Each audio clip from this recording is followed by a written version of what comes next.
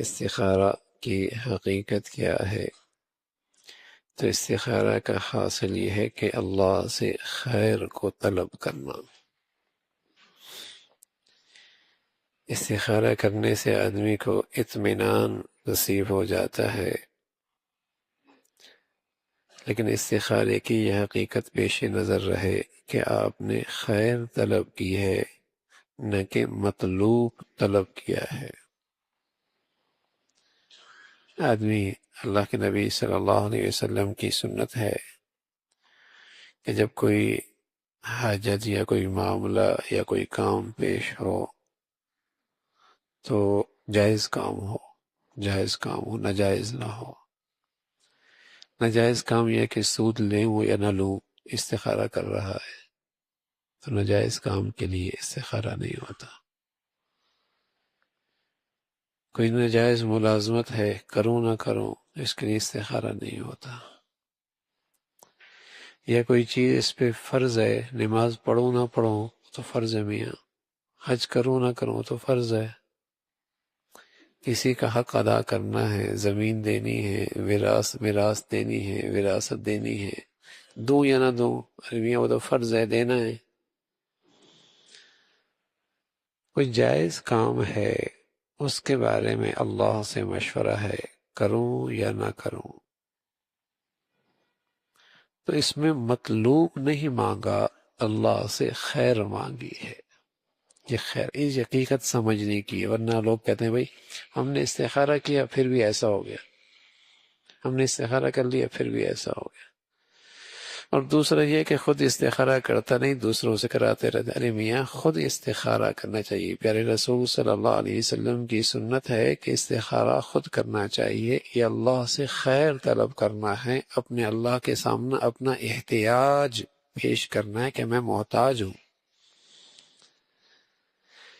مطلوب نہیں، خیر طلب ہے۔ ہوتا کیا ہے، مثال کے طور پہ ایک آدمی نے چاہا کہ بیٹی کی شادی یہاں ہو یا نہ ہو، یہاں رشتہ کیا جائے یا نہ کیا جائے، ابھی استخارہ کر رہا۔ اب استخارہ کر لیا اور رشتہ ایک جگہ اطمینان ہو گیا، رشتہ ہو گیا، اللہ کی شان کے بعد میں بات بنی نہیں اور طلاق ہو گئی۔ اب ایک آدمی پریشان، میں نے استخارہ کیا تھا پھر بھی ایسا ہو گیا۔ ارے میاں، آپ نے خیر طلب کی تھی نا، وہ کس سے طلب کی تھی؟ اللہ سے۔ اور اللہ کون ہے؟ جو علیم ہے، جو حکیم ہے، جو رحیم ہے۔ علیم بھی ہے، حکیم بھی ہے، رحیم بھی ہے۔ آپ نے خیر طلب کی، آپ مطمئن رہیں، چاہے گھر بنا نہ بنا، انشاءاللہ تمہیں خیر ضرور مل جائے گی۔ تم نے تو استخارہ کر لیا، اب جو بھی صورت بنی، تمہاری طبیعت کے مطابق، مطلوب کے مطابق بنی یا اس کے خلاف بنی، یہ اطمینان رکھو کہ تمہیں خیر ضرور ملے گی، چاہے دنیا میں ملے گی، چاہے آخرت میں ملے گی، چاہے نعمت کے ملنے کی شکل میں ملی، چاہے نعمت نہ ملنے کی شکل میں جو آپ نے صبر کیا اس پہ خیر ملی، خیر ہر حال میں مل گئی۔ یہ ہے تو مطلوب جیسے ہم چاہیں ویسے ہونا ضروری نہیں، اس لیے کہ ہماری سمجھ بھی چھوٹی، ہماری حکمت بھی کچھ بھی نہیں، ہماری جسے کہیں کہ نظر بھی چھوٹی۔ ہاں، اللہ علیم ہے، حکیم ہے، رحیم بھی ہے، پیار بھی کرتا ہے، اور اس کی حکمت بھی کامل ہے، اس کا علم بھی کامل ہے۔ بس آپ نے استخارہ کر کے معاملہ ان کے حوالے کر دیا کہ اللہ مجھے تو خیر چاہیے۔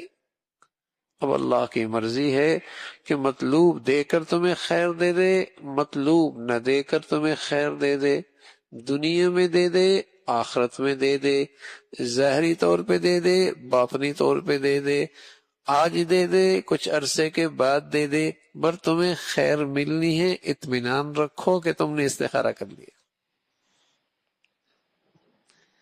تو ایک مومن کی شان یہ ہے کہ استخارہ کرنے کے بعد وہ مطمئن ہو جاتا، بھئی ہم نے تو استخارہ کیا تھا، اب خیر ہی ہوگی، بس اب خیر ہی ہوگی۔